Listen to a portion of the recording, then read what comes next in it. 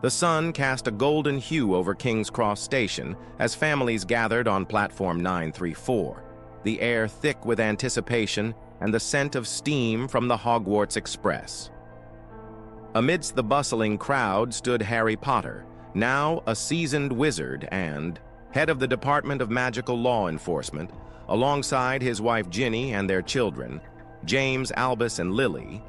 Albus Severus Potter, the middle child, clutched his trolley nervously. His emerald eyes, so reminiscent of his father's, darted around, taking in the familiar yet daunting scene.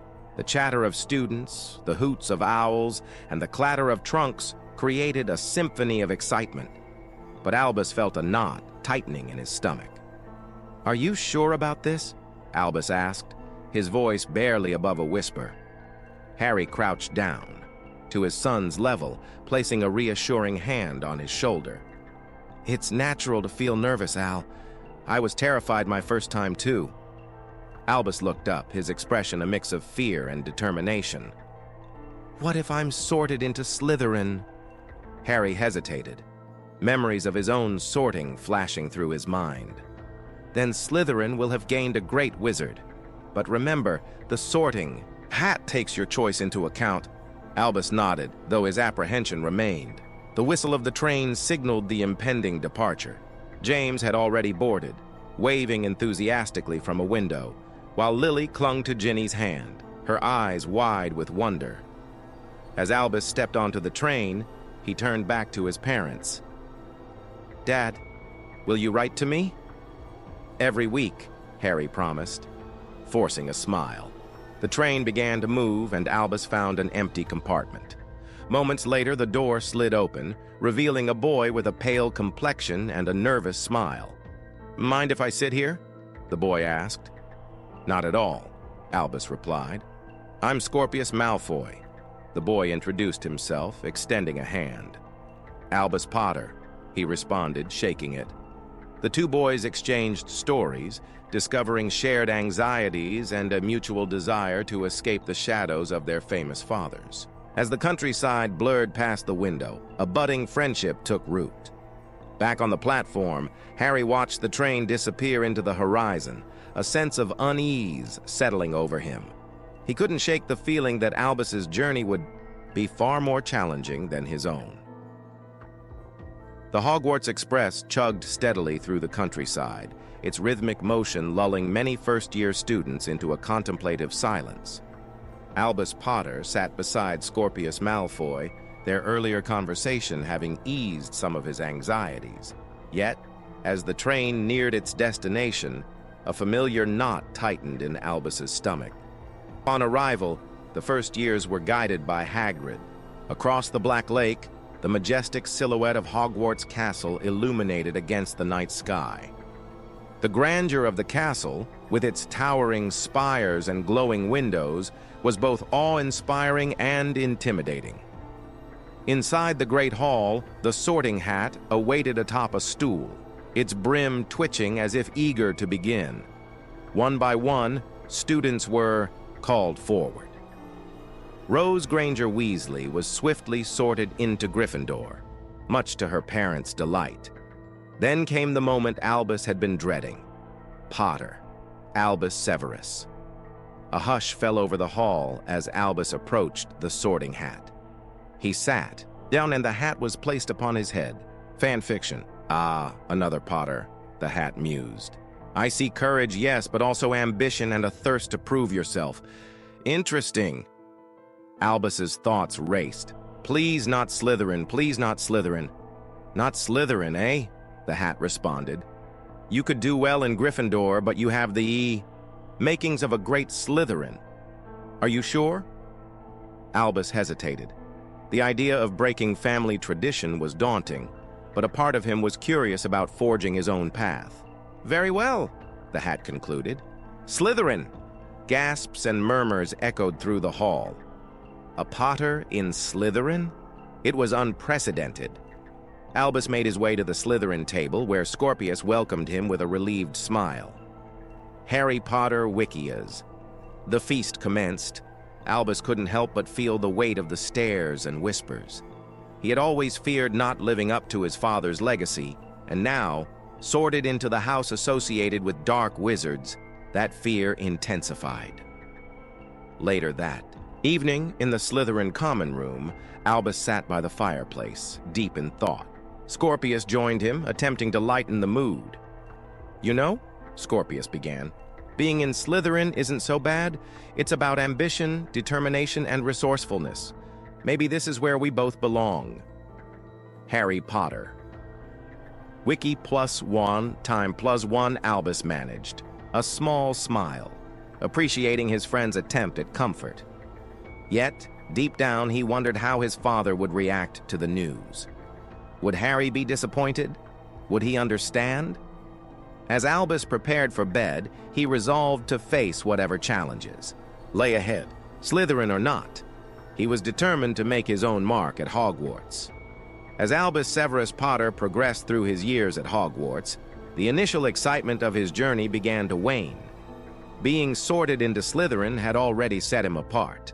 From his family's Gryffindor legacy, and the weight of his father's fame loomed heavily over him. Classmates often whispered about his lineage, expecting greatness, while others mocked him for not living up to the Potter name. Albus found solace in his friendship with Scorpius Malfoy. Both boys, burdened by their family histories, bonded over shared experiences and mutual understanding. Scorpius, rumored to be the son of Voldemort, faced his own challenges, and together they navigated the complexities of Hogwarts life. Back at home, Harry struggled to connect with Albus. He often recounted tales of his own adventures, hoping to inspire his son. However, Albus perceived these stories as constant reminders of expectations he couldn't meet. Their conversations became strained, filled with misunderstandings and unspoken frustrations. Reddit. During the summer before Albus's 4th year, tensions reached a boiling point. A seemingly innocuous gift, a baby blanket from Harry's childhood, was met with disdain by Albus. He felt it symbolized the ever-present shadow of his father's past. An argument ensued, culminating in Harry uttering words he would soon regret. "Sometimes I wish you weren't my son." The impact of this statement was profound. Albus, feeling alienated and misunderstood, withdrew further. He began to question his place in the world, his identity, and his relationship with his father. Harry, on the other hand, grappled with guilt and confusion, unsure of how to bridge the growing chasm between them. As the new school year commenced, Albus and Scorpius embarked on a secret mission, aiming to right a past wrong by using a time turner to prevent Cedric Diggory's death. Their intentions, though noble, led to unintended consequences, further complicating the timeline and their lives. This chapter in their lives marked a period of introspection, challenges, and the realization that understanding and communication are pivotal in healing fractured relationships. The warm flicker of candlelight cast long shadows across the walls of the Potter family home, and Harry Potter sat alone in the kitchen, his fingers tracing the rim of his coffee mug.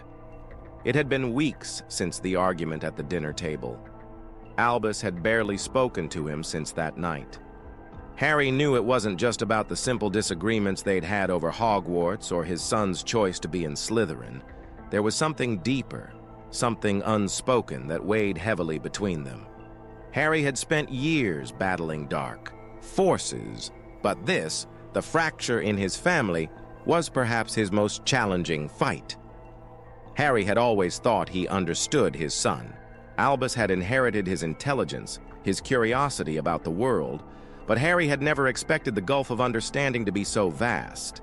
He had been a young man when he faced his own parents' expectations, and though he and Ginny had worked hard to give their children space to be themselves, the pressure that came with being Harry Potter's son was something he hadn't prepared for. Albus hadn't chosen the name, the legacy, or the weight that came with it.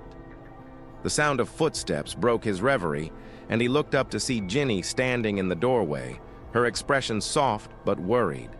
She hadn't said much about the tension between father and son, but Harry could see it in her eyes. Her fear that the rift between them would only grow wider. "He's not talking to me, Gin," Harry confessed, his voice barely above a whisper. Ginny stepped forward, taking a seat beside him. "He's angry and hurt. You know how Albus is, Harry. He doesn't express his feelings easily." Harry sighed deeply, staring down into his coffee.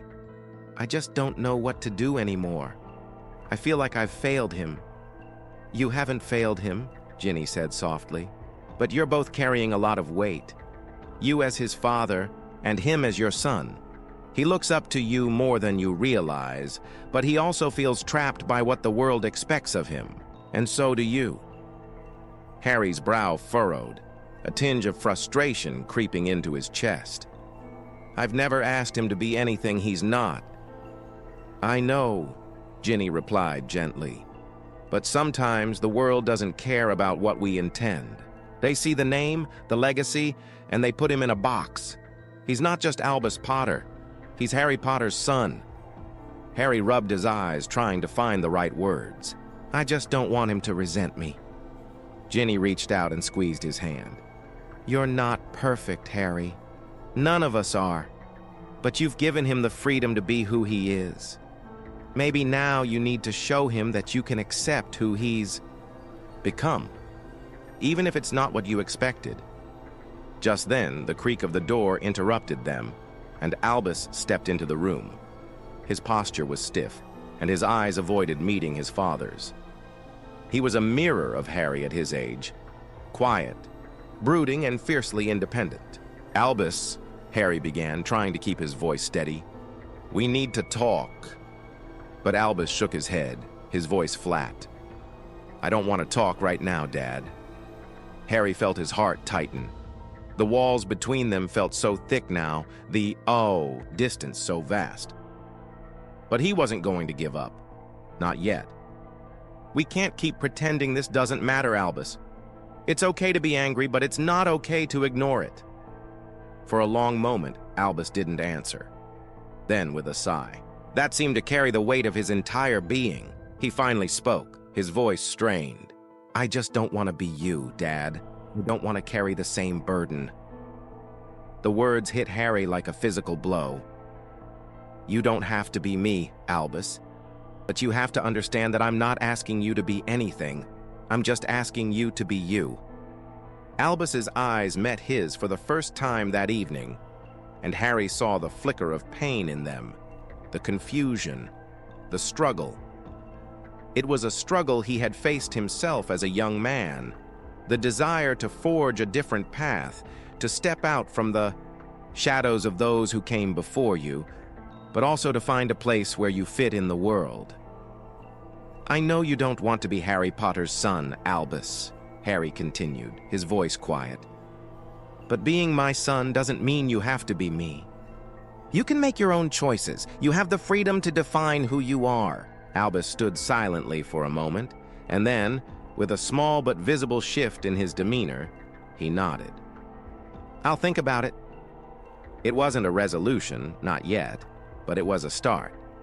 Harry watched as his son left the room, the door clicking, shut behind him. It was a small step, but for the first time in weeks, Harry felt a flicker of hope. Ginny looked at him, her expression soft but knowing.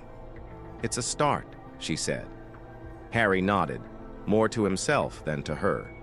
The road ahead was still uncertain, but for the first time he wasn't facing it alone. The next few days were quiet, too quiet for Harry's liking. Albus had been distant, but at least he wasn't shutting Harry out entirely. There was a change in the air, a shift in the tension that had hung over their house since the argument. Albus wasn't as angry, but neither was he eager to talk. Instead, they passed each other in the halls, exchanged brief greetings, and sat across from one another at dinner without much more than the occasional glance.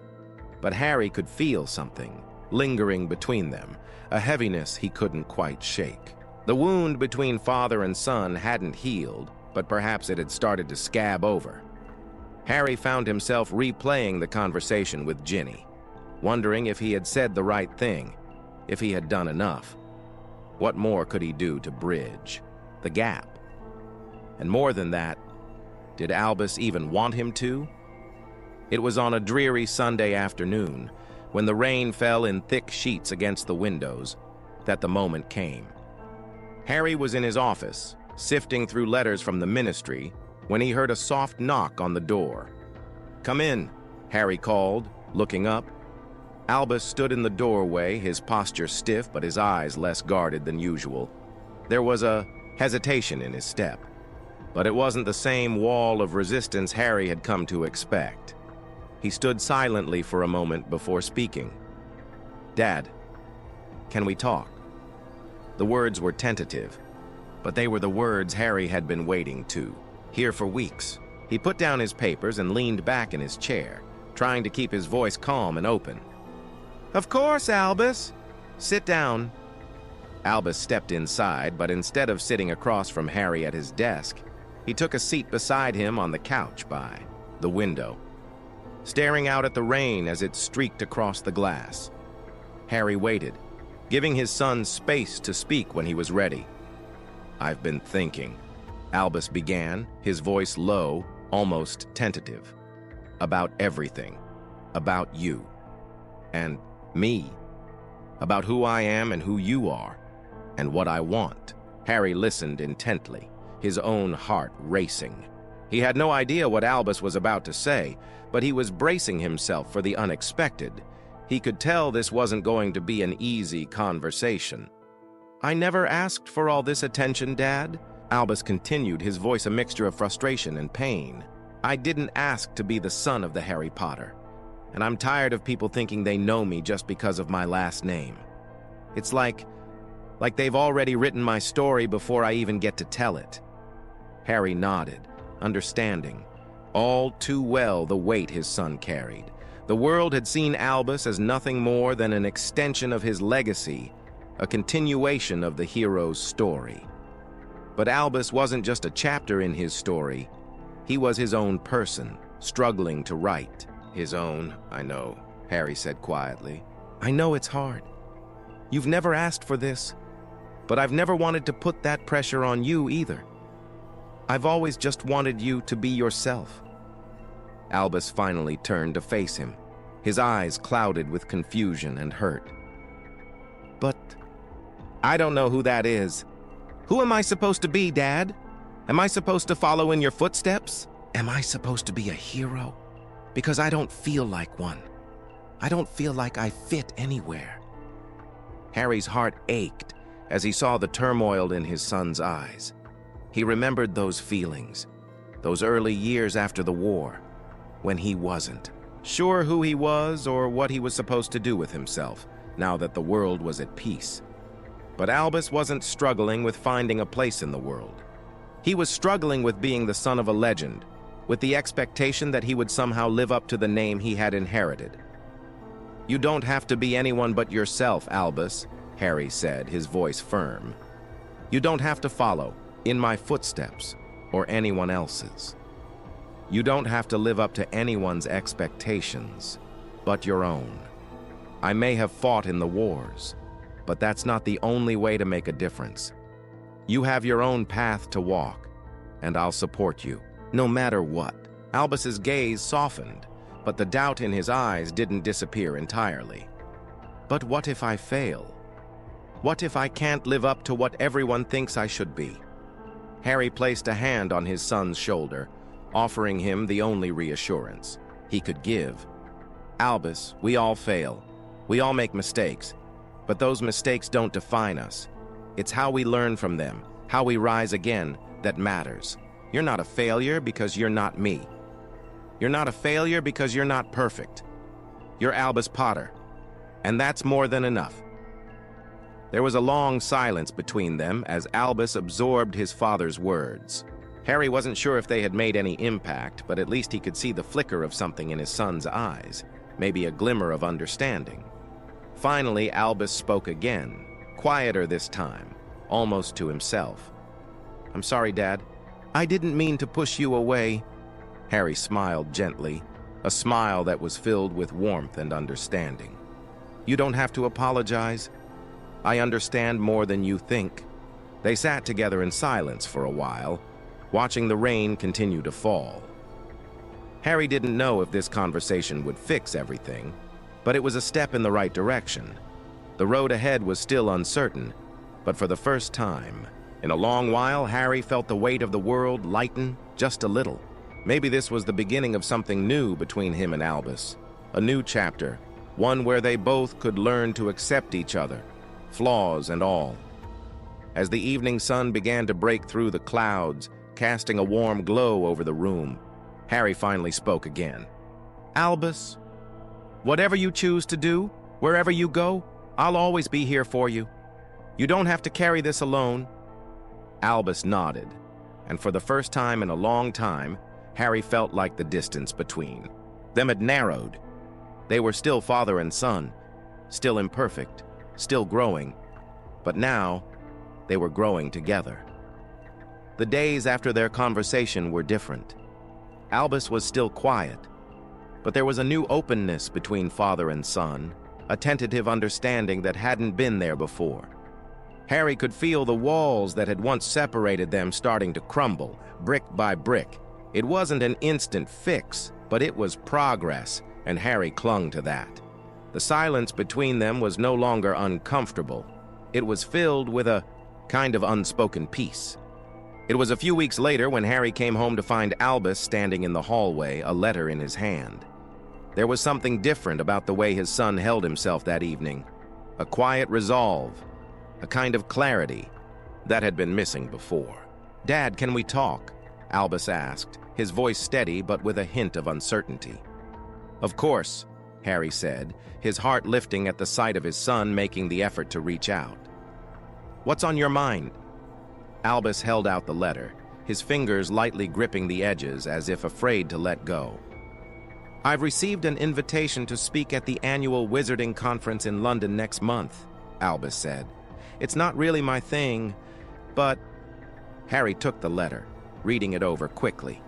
It was an invitation for Albus to speak about his experiences at Hogwarts and his thoughts on the future of magic, a prestigious honor, but one that clearly didn't excite him.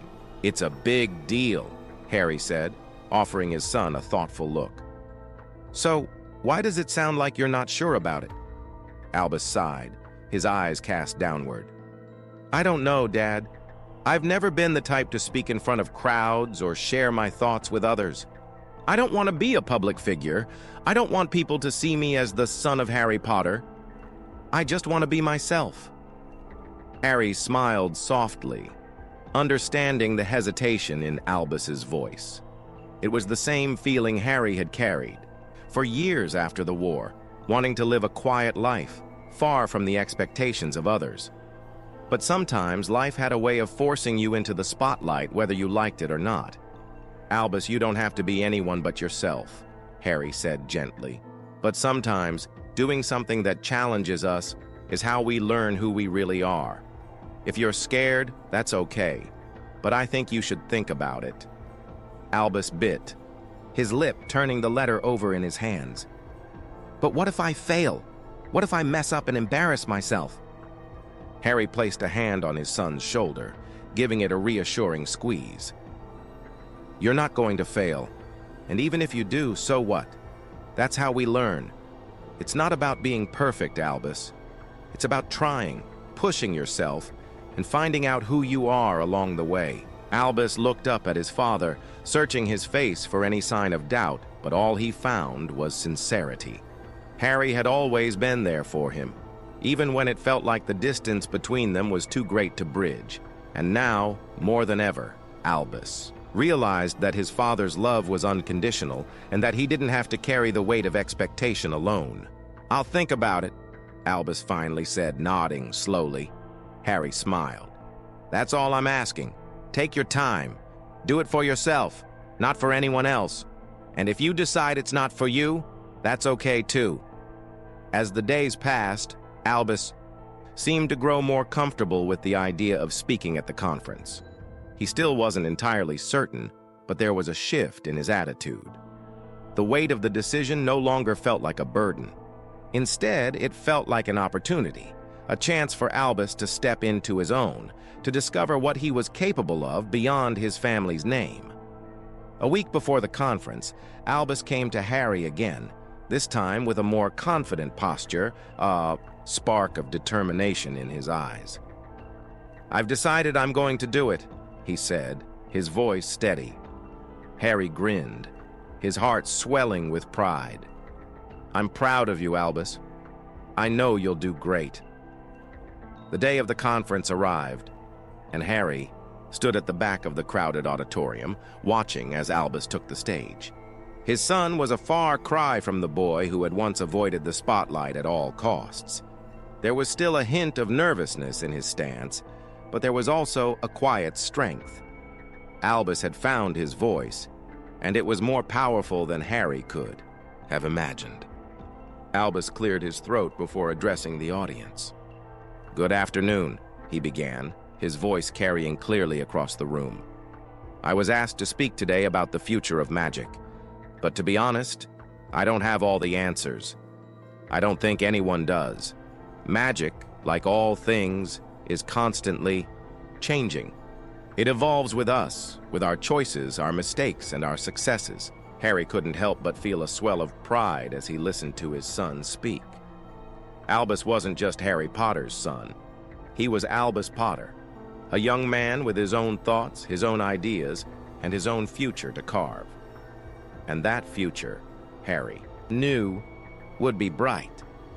"I've spent a lot of time trying to figure out who I am and what I'm supposed to be," Albus continued, looking out over the crowd. "And I've learned that it's okay not to have all the answers. It's okay to stumble, to fall, to make mistakes, because that's how we grow." The room was silent, the audience hanging on every word. Harry watched, his heart full, as Albus spoke with a calm confidence that Harry had never seen before. His son was no longer the boy burdened by expectations. He was becoming a man in his own right, ready to face whatever challenges lay ahead. When Albus finished, the room erupted in applause. Harry's eyes were filled with emotion as he watched his son step down from the stage, his face flushed with a mix of relief and pride. "You did it, Albus," Harry said, his voice thick with pride as he met his son in the hallway afterward. Albus smiled, his eyes shining. "I think I might have actually enjoyed it." Harry laughed, ruffling his son's hair. "I'm proud of you, not because you spoke in front of all those people, but because you faced your fears and did it anyway." Albus grinned, his shoulders more relaxed than Harry had seen them in years. "I think I'm finally starting to figure things out." And in that moment, Harry knew that the strained bond between them wasn't just healed, it was stronger than ever. Father and son, both imperfect, both struggling, but both learning to understand and support each other in ways they hadn't before. It was a bond that would only grow stronger with time.